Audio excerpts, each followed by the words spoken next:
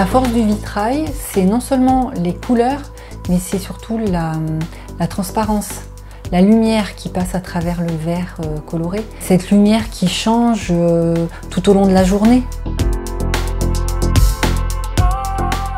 Techniquement, le vitrail, c'est un assemblage de morceaux de verre qui peuvent donner un résultat figuratif ou complètement abstrait.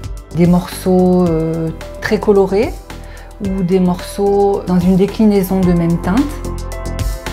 Moi, quand j'ai ouvert mon atelier, j'ai souhaité me diriger plus vers des techniques qui me permettaient de faire de la décoration d'intérieur.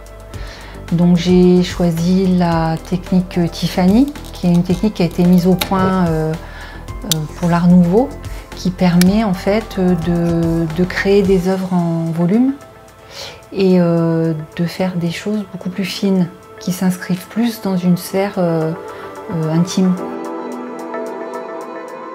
Je travaille aussi beaucoup la technique du fusing, qui est la fusion du verre, qui me permet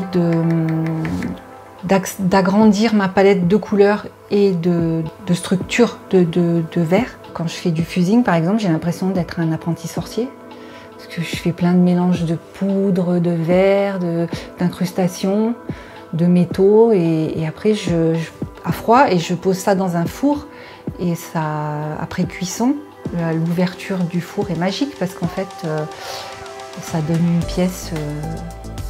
pièce qui est toujours belle.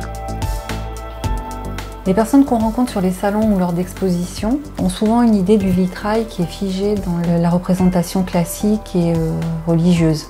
Or, le travail du verre, c'est aussi des œuvres très contemporaines et des éléments de décoration très modernes.